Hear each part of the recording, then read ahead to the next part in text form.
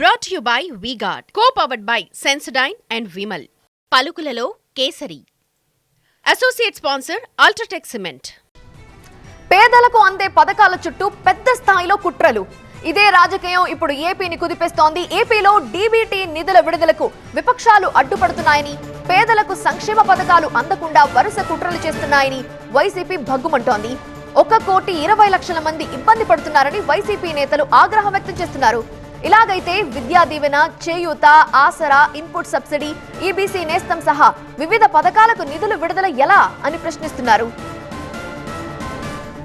విపక్షాల ఫిర్యాదులతోనే screening committee దగ్గర పథకాలకు నిధుల విడుదలకు బ్రేకులు పడుతున్నాయి అనేది వారి ఆక్షేపణ. సంక్షేమ పథకాలపై విపక్షాలు తప్పుడు ఫిర్యాదులు చేస్తే నిధుల విడుదల ఆపేలా ఈసీ ఆంక్షలు పెట్టడం ఏంటని ప్రశ్నలు కూడా వినిపిస్తున్నాయి. అటు వేల కోట్ల రూపాయలు లబ్ధిదారుల ఖాతాల్లోకి వెళ్లకుండా విపక్షాలు చేస్తున్న కుట్రల్ని పదే పదే వివరిస్తున్నారు ముఖ్యమంత్రి జగన్.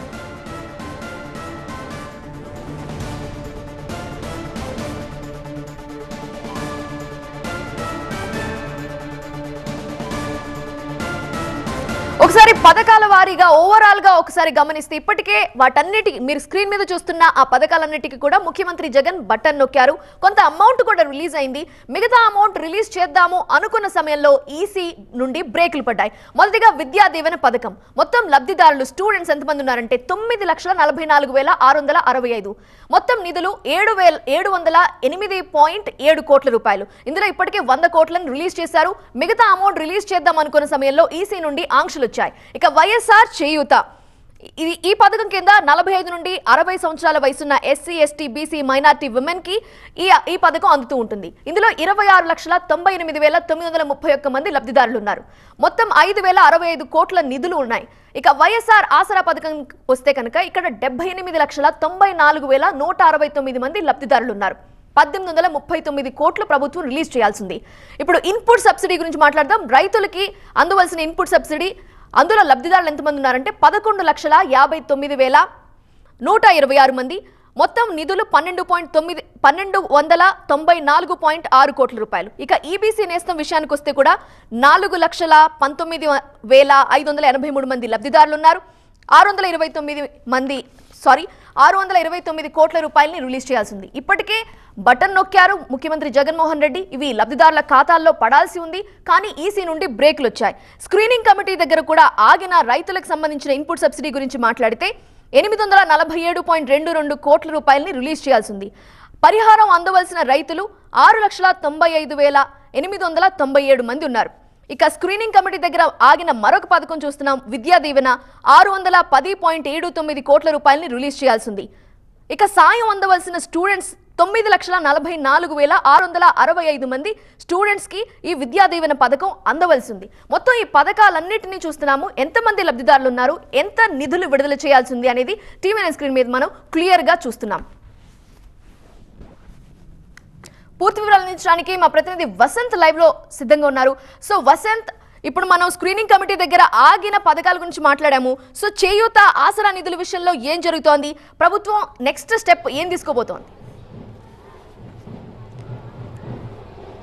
సో విద్యా దీవెనకు సంబంధించి కావచ్చు, చేయూతకు సంబంధించి, ఇన్పుట్ సబ్సిడీలకు సంబంధించినటువంటి అంశంలో లబ్ధిదారులంతా కూడా తీవ్రంగా ఇబ్బందులు పడుతున్నామని హైకోర్టును ఆశ్రయించారు. మరోవైపు ఈ పథకాలకు సంబంధించి అమలు విషయంలో విపక్షాల నుంచి వచ్చినటువంటి ఫిర్యాదుల ఆధారంగా స్క్రీనింగ్ కమిటీకి పంపామని ఇటు ఎన్నికల కమిషన్ చెప్తోంది. ఈ అంశాన్ని స్క్రీనింగ్ కమిటీకి పంపాల్సినటువంటి అవసరం ఏమొచ్చిందంటే కూడా వైఎస్ఆర్ కాంగ్రెస్ పార్టీ తీవ్రస్థాయిలో మండిపడుతుంది. విపక్షాల ఫిర్యాదులను పరిగణలోకి తీసుకునే ముందు ఆన్గోయింగ్ స్కీమ్స్కి సంబంధించినటువంటి అంశంలో ఎన్నికల కమిషన్కి నిబంధనలు పూర్తిగా తెలియవు అంటూ కూడా వైసీపీ ప్రశ్నిస్తోంది. ఎన్నికల కమిషన్ పైన ఒత్తిడి పెట్టి అడ్డుకోవాల్సినటువంటి అవసరం విపక్షాలకి ఏముందంటూ కూడా ఆగ్రహం వ్యక్తం చేస్తోంది. ఎందుకంటే ఒకవైపు ఇటు విద్యా దీవెన కనుక పూర్తి స్థాయిలో ఇంప్లిమెంట్ అవ్వకపోతే అకాడమిక్ ఇయర్ ఎండ్ అవుతుంది.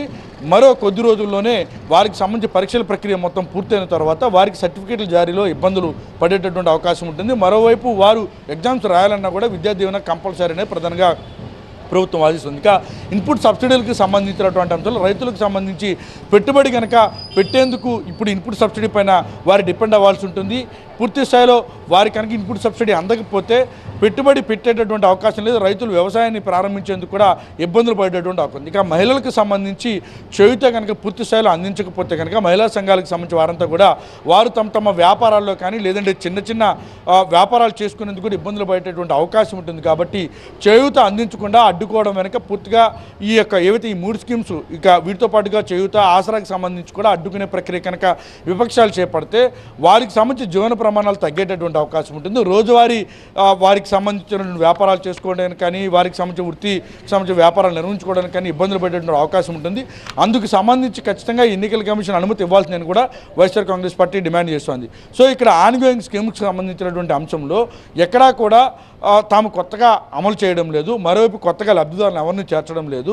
ఇవి రెగ్యులర్గా జరిగేటటువంటి క్యాలెండర్లు అమల్లో పథకంలో భాగం జరిగేటటువంటివి కాబట్టి వీటికి అనుమతి ఇవ్వాలని కూడా వైసీపీ డిమాండ్ చేస్తోంది. దాదాపు లక్షలాది మంది దీనిపైన డిపెండ్ ఉన్నారు. దాదాపు 1,20,00,000 మంది లబ్ధిదారులు ఈ యొక్క డీబీటీ స్కీమ్స్ అమలు కాకపోవడం కారణంగా ఇబ్బందులు పడుతున్నారంటూ కూడా ఎన్నికల కమిషన్ దృష్టికి తీసుకొచ్చారు, లేఖలను కూడా రాశారు. ఈ నేపథ్యంలో ఎన్నికల కమిషన్ స్క్రీనింగ్ కమిటీకి పంపామని చెప్పడంతో వైసీపీ ఆగ్రహం వ్యక్తం చేస్తోంది. ఎన్నికల కోడ్ అమల్లో ఉన్నప్పుడు ఏవైతే నియమ నిబంధనలు ఒక్కో రాష్ట్రానికి ఒక్కోలా ఏ విధంగా ఉంటాయి, పొరుగునున్నటువంటి తెలంగాణలో అనుమతి ఇచ్చినప్పుడు ఆంధ్రప్రదేశ్లో మాత్రం అడ్డంకులు సృష్టించాల్సినటువంటి అవసరం ఏమొచ్చిందంటూ కూడా వైసీపీ ప్రస్తుతం పూర్తిగా రాజకీయ కుట్రలో భాగంగానే తెలుగుదేశం, జనసేన, బీజేపీ ఎన్నికల కమిషన్పై ఒత్తిడి తీసుకొచ్చి అడ్డుకునే ప్రయత్నం చేస్తుంటే కూడా వైసీపీ ఆగ్రహం వ్యక్తం చేసి ఎట్టి పరిస్థితుల్లోనూ డీబీటీలకు అనుమతి ఇవ్వాలని కూడా చెప్తూ ఉన్నటువంటి నేపథ్యంలో హైకోర్టు కూడా ఎన్నికల కమిషన్కు చాలా స్పష్టమైనటువంటి ఆదేశాలను ఇచ్చింది.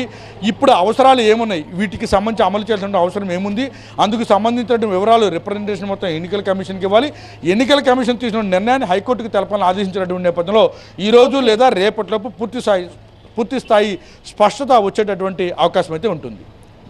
Brought you by V Guard, co powered by Sensodyne and Vimal. పలుకులలో కేసరి. Associate sponsor UltraTech cement.